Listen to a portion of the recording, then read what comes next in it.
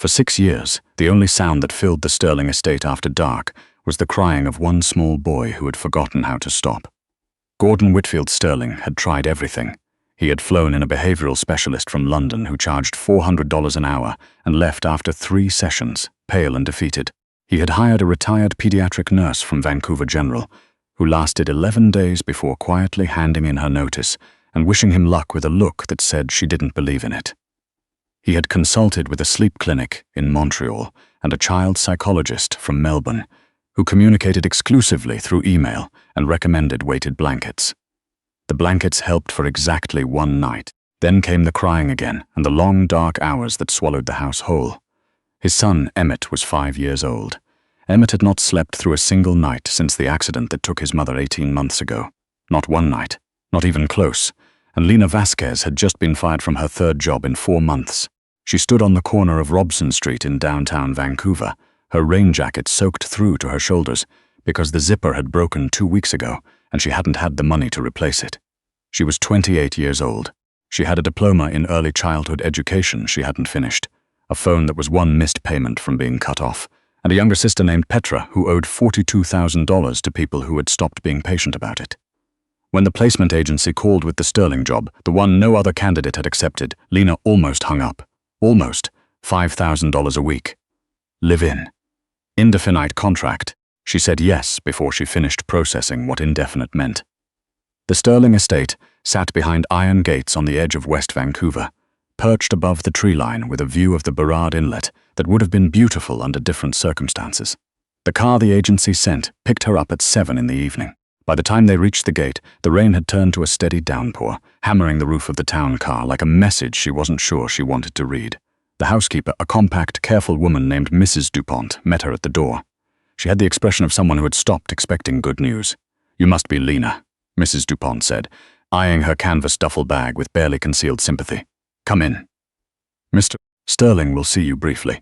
And then she added, very quietly, as if she were passing along intelligence in enemy territory, "He doesn't mean most of what he says when he's tired, and he is always tired." Lena nodded. She clutched the strap of her bag and followed. The house was the kind of quiet that presses against your eardrums. Expensive furniture, framed architectural photographs instead of family snapshots, a staircase that curved upward with a particular kind of confidence that said it had never once worried about money, and at the top of it, distantly like something coming through a wall from another world entirely. A child crying, not fussing, not whining. Crying the way water runs when there's nowhere left for it to go. Gordon Whitfield Sterling was standing in the study with his back to the door, looking out at the rain-blurred lights of the inlet. He was tall in the specific way that took up space even when he was still. Dark suit, no tie. The kind of person who looked like he'd been assembled by someone who expected a great deal to be asked of him. He turned when she entered. He looked at her the way she imagined. He looked at quarterly reports, quickly, thoroughly, with no particular warmth. "Lena Vasquez," he said. It wasn't a question. "Yes," she answered. "You have no current references. Your last position ended 10 days ago. Before that, a coffee shop. Before that, a daycare that closed." He set down the file he was holding. "Why should I trust you in this house with my son?" Lena thought about lying. She was tired enough that it might have worked. "You probably shouldn't," she said instead. "You don't know me, but I need this job badly enough that I will not leave. Every person you've hired before me had options. I don't." Gordon looked at her for a long moment. Whatever he was looking for, she didn't know if she had it. "You have one night," he said finally. "If Emmett isn't calm by 10 o'clock, I'll arrange a car back to the city." He nodded at Mrs. DuPont, who led Lena upstairs without another word. The nursery door opened and the sound hit her like stepping off a curb she hadn't seen coming. Emmett was on the floor in the corner, his knees drawn up to his chest, his small face red and soaked with tears, rocking in that particular way that meant he had been doing it for a long time and couldn't find the off switch anymore. A mobile of wooden stars turned slowly above his empty bed. A nightlight shaped like a moon cast everything in pale yellow. Every surface had something designed to comfort him on it. Nothing was working. The previous nanny, Lena would find out later she'd been the 7th, was sitting on the edge of the bed, looking hollowed out. She was gone from the room before Lena finished setting down her bag. Lena stood in the doorway for a moment. She didn't rush in. She didn't announce herself. She just looked at him. She had worked with a lot of children in her broken-up, piecemeal career.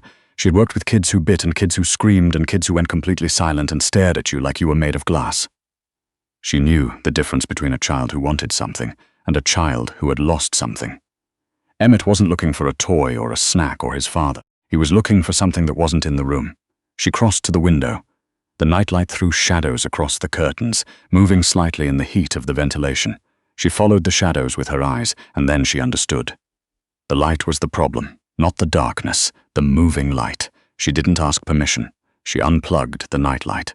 The room went dark except for the faint ambient glow from the city below, soft and diffuse, coming through the curtains like something distant and harmless. Emmett's crying hitched.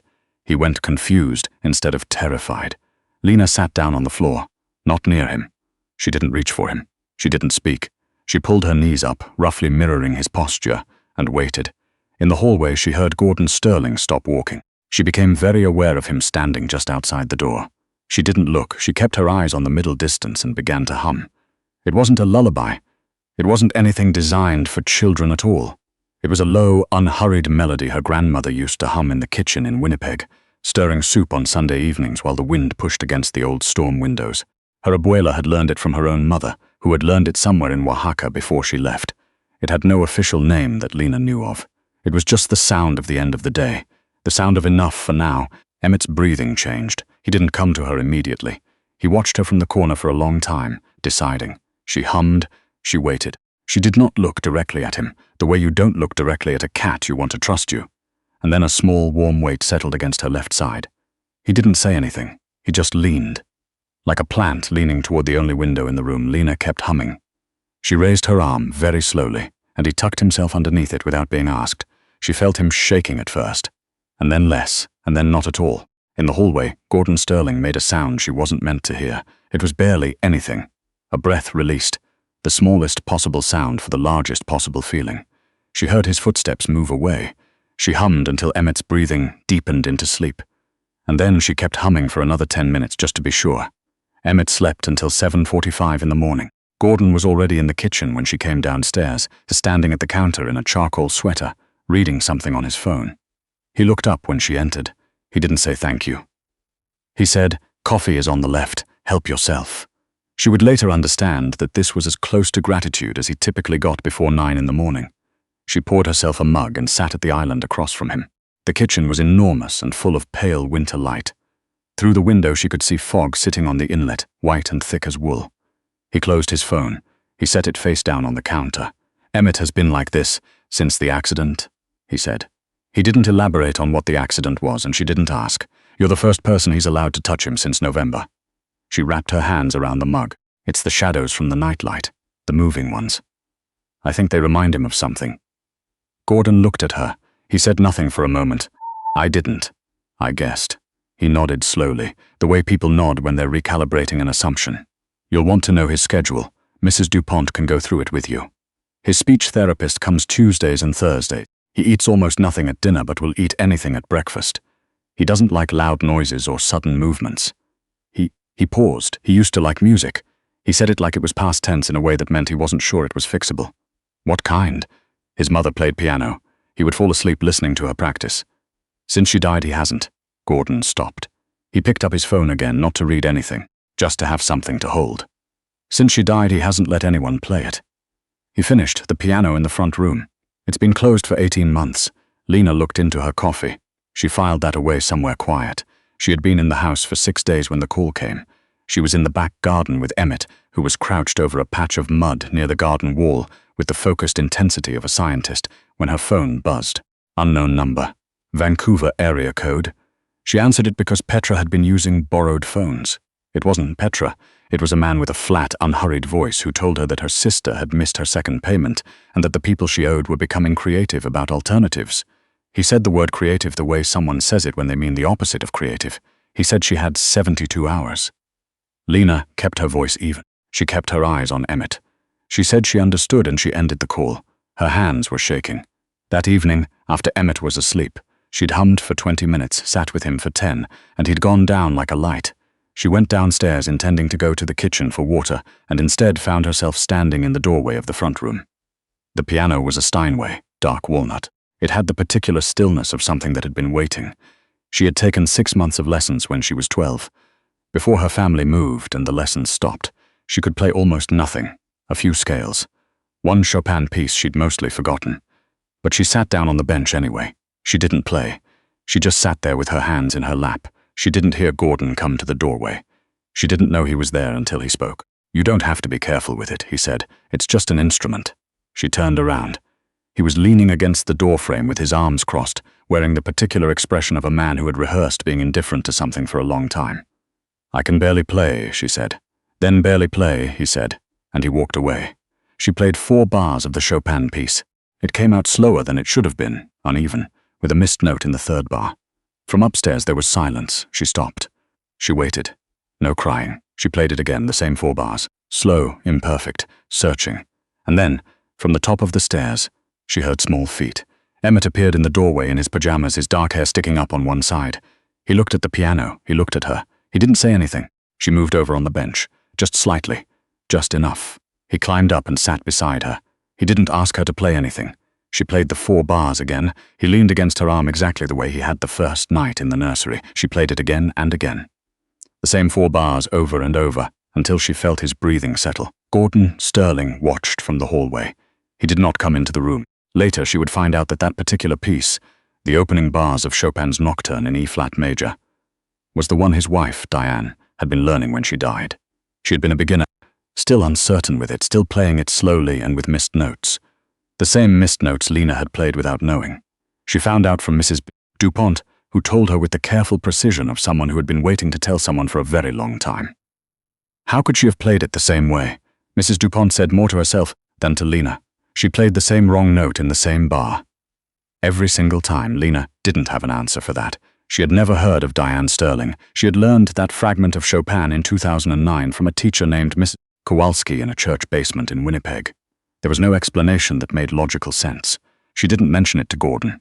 But that night she found him standing outside Emmett's door, the way she had found him standing outside the nursery that first evening, listening. "You should know," he said, "that I ran a background check on you. Standard." She had assumed as much. "Okay. Your sister owes money to some dangerous people." She kept her voice level. "I'm aware."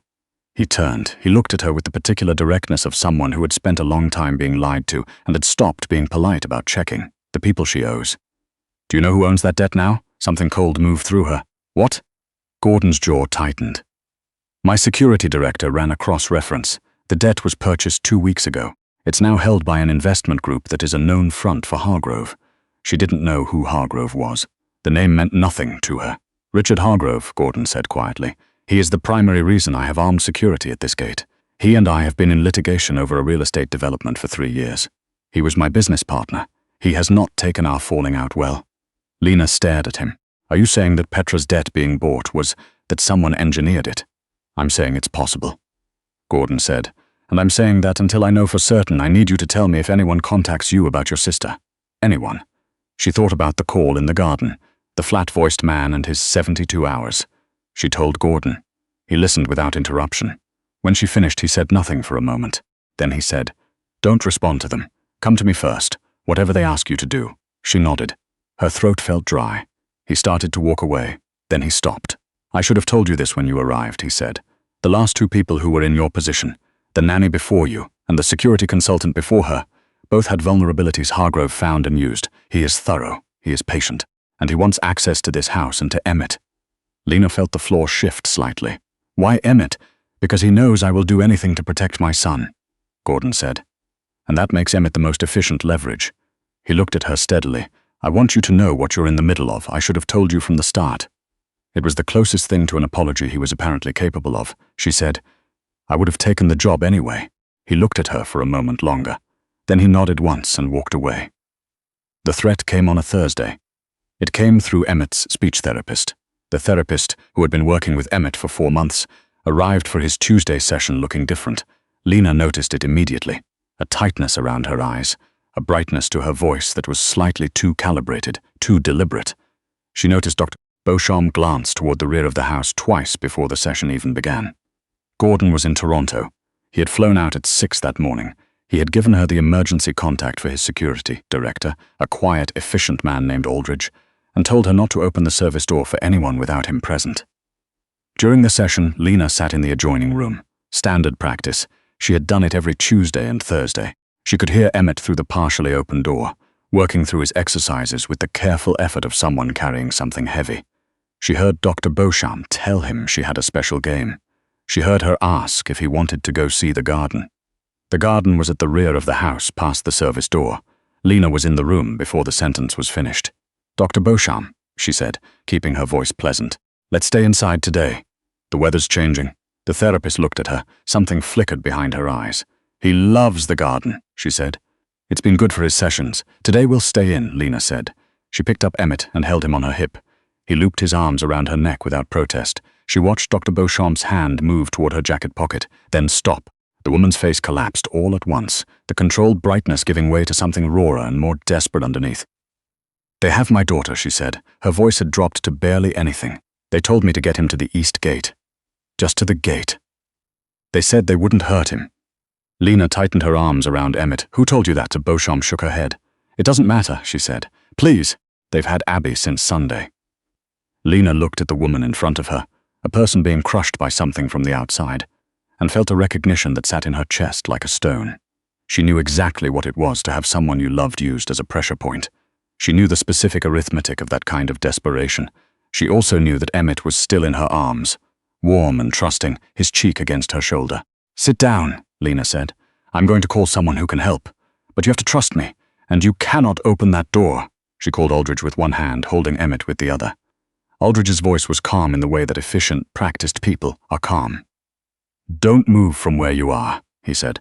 "I'm calling Mr. Sterling. We have Hargrove's location." She found out later that the call to Dr. Beauchamp had been traced, that Hargrove's people had been watching the house from a vehicle on the street for 11 days. That the East Gate vulnerability had been identified by someone with access to the estate's security rotation, and that the someone was a caretaker who had been on Gordon's staff for 7 years and whose brother owed Hargrove a considerable favor. She found all this out because Gordon told her. He called from the car on the way back from the airport. His voice was controlled in a way that said he was working very hard to keep it that way. "Is Emmett okay? He's asleep. He had dinner and we played piano and he went down at 8:15. A pause. "And you?" She looked at her hands. They had stopped shaking about an hour ago. "Fine," she said, a little tired. Another pause. "Lena," he said, and something about the way he said just her name made her throat tighten for reasons she didn't entirely understand. "I'm coming home." She was sitting on the floor outside Emmett's door when he arrived. She had meant to go to her room, but she hadn't wanted to be far from him. Just for that night, just until she stopped listening too hard to every sound the house made. Gordon came up the stairs and stopped when he saw her. He sat down on the floor across the hallway. He loosened his tie. He looked older than he had this morning, and more human than he'd looked since she arrived. For a while they just sat there in the quiet of the house, Emmett breathing softly on the other side of the door between them. "Abby," she said. "Dr. Beauchamp's daughter, she's safe. Aldridge's team located her an hour ago," she said. "A condo in Burnaby. They got her out." She exhaled. "And Dr. Beauchamp?" "She made a terrible choice under enormous pressure," Gordon said. "The same choice you would have made for your sister." He paused. "I don't employ her anymore. But I'm not pursuing charges." Lena nodded. He reached into his jacket pocket and pulled something out. It was a folded piece of paper. "I had my legal team prepare this today." He set it on the floor between them. "It's documentation of the debt purchase. My company bought out Petra's debt at 3 this afternoon. She owes the people she owed nothing. As of tonight, her obligation is to me." Lena stared at the paper. "You can't just—" "It's done," he said. "But I need to be transparent with you. Petra is in a complicated position. My team has suggested, and I agree, that the safest thing would be for her to relocate temporarily. I have a property in Kelowna. It's secure. She would have everything she needs." Lena picked up the paper. Her name was on it. Petra's name. He continued. "I am not telling you this is the only option. I'm telling you what I can offer." She thought about calling Petra. She thought about the flat-voiced man on the phone in the garden. She thought about her sister's specific brand of bad luck, which had always been less luck and more a talent for trusting the wrong people. She said, "Can I call her first?" "Of course," he said. She called Petra. Petra cried, which she did when she was frightened and also when she was relieved, and Lena couldn't always tell which one was happening. She explained the situation in the stripped-down version that wouldn't cause a panic. She mentioned Kelowna. Petra said, "What's in Kelowna?" Lena said, "Safety." And after a pause, Petra said, "Okay." When Lena came back to the hallway, Gordon was still sitting on the floor with his back against the wall and his eyes closed. "She's okay with Kelowna," Lena said. He nodded. They sat in silence for a moment. He said, "I owe you an explanation about Diane." She shook her head. You don't owe me anything. He seemed to consider this. Then no, I think I do. He looked at the wall opposite him.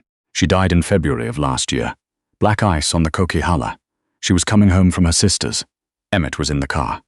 Lena went very still. He wasn't hurt. Not physically. Gordon stopped. He pressed 2 fingers against his mouth briefly. He was in the car for almost 2 hours before the emergency response reached them. He saw things that a 3-year-old shouldn't see. The nightmares started immediately. The not talking started 3 weeks later. Lena thought about the moving shadows from the nightlight. She thought about Emmett leaning against her arm in the dark, shaking. She thought about the way he'd climbed up onto the piano bench beside her and said nothing, and asked for nothing except to be near the sound. He heard her play piano, she said quietly. In the car, Gordon said. Before it happened, she was playing an audio recording of herself practicing. He would ask her to play it on the car speakers. He knew all her pieces. Lena didn't say anything. There wasn't anything adequate to say. They sat in the hallway until one of them would have had to make a decision about what to do next, and then Gordon said, "You should sleep," she said. "So should you." The corner of his mouth moved. Not quite a smile. Something in the neighborhood of one. He stood up. He offered her his hand. She took it, and he pulled her to her feet, and he didn't let go immediately. He said, "Thank you. For today," she said. "I didn't do anything exceptional." He looked at her in the specific way he had of looking at her that she was still learning to interpret. "You did," he said. "You just don't know it yet." She went to her room.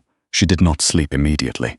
She lay in the dark and listened to the house settle, and thought about the 4 bars of a Chopin nocturne played wrong in exactly the right way. She thought about how some things find their way home through roots that don't make any logical sense. 2 weeks later, Aldridge's team confirmed what had taken them 3 weeks to build a case for. Richard Hargrove's real estate company had not only purchased Petra's debt, it had engineered the original loan, routing money through 2 shell companies to the people who'd lent it to her in the first place. He had created the vulnerability. He had built the whole mechanism. Gordon's legal team presented the evidence to the RCMP on a Tuesday morning. By Thursday, Richard Hargrove was in custody. The house, that afternoon, felt measurably different. Lighter, as if a barometric pressure that had been building for months had finally released. Emmett was in the front room. He had started going in there on his own in the past week, something none of them had anticipated. He would sometimes just stand by the piano bench without sitting down. Sometimes he would touch the keys with one finger, pressing one note at a time, not a melody, just sounds. That afternoon he played the opening note of the nocturne, the one Lena always started on. She heard it from the kitchen. She set down the mug she was holding. She walked quietly to the doorway of the front room. Emmett was sitting on the bench. He pressed the note again, then the second one, slow, uncertain, the way you do something when you aren't sure you're allowed. Lena sat down beside him. He looked up at her. His face was serious in the particular way of young children doing something that matters. She put her hands on the keys. She played the first 4 bars, slow and wrong in all the same places. He watched her hands. Then he put his left hand on the keys beside hers and pressed one note. It was the wrong note. It didn't matter. They sat there together and played badly in the grey afternoon light, while Mrs. Dupin pretended to be very busy doing something else in the hall, and Gordon stood in the doorway of the room for a long time without saying anything at all. Later, after Emmett was in bed, she'd only had to hum for 7 minutes, which was a new record. Gordon found her in the kitchen. She was eating toast over the sink, which was what she did when she was trying not to think too hard about things. He set a document on the counter beside her. She looked at it. It was an employment contract, not for a nanny position. The title on the front page said Family Support Coordinator, which was clearly something his legal team had invented that morning. The salary listed made her put down the toast. "What is this?" she asked. Gordon leaned against the counter. He was close enough that she was aware of him in the specific way she'd been trying not to be aware of him for 2 weeks. "I had a conversation with my daughter." He caught himself. "With Emmett this morning." He said something. She stared. Emmett hadn't spoken a full sentence in 18 months. "What did he say?" Gordon looked at her. There was something in his face that had been there for a while now that he had been very careful not to act on. He said, "Don't let Lena go." She looked at the contract. She looked at him. And he, the man who had run 11 nannies out of this house, who had looked at her like a quarterly report on the first night and told her she had one chance, who had sat on the floor of the hallway at 1 a.m. with his tie undone and told her about black ice and a Coquihalla highway in February. He looked genuinely uncertain. "It suits you," she said finally. The title, Family Support Coordinator. The corner of his mouth moved again, further this time. "I thought so," he said. She picked up the contract and signed the last page without reading the rest of it, which was either the most irresponsible or the most honest thing she'd ever done, and probably both. 6 months later, the front room was never quiet anymore. Emmett had started proper lessons with a new teacher, a patient woman from North Vancouver who didn't mind that he was 5 and played everything too slowly. Petra had come back from Kelowna with a tan and what appeared to be a business plan for a small bakery, which Lena was choosing to be optimistic about. Mrs. DuPont had stopped looking like someone waiting for the other shoe to drop. On a Saturday evening in early spring, when the fog had lifted off the inlet and the light was doing what West Coast light does, in March when it comes in low and gold and makes everything look like the better version of itself, Emmett played the nocturne. All of it, this time, slowly and perfectly, with the missed note in the third bar still there, because he had learned it from her, and that was how she played it. Gordon stood in the doorway. Lena stood beside him. His hand found hers somewhere in the middle of the second bar and stayed there. The boy played through to the end.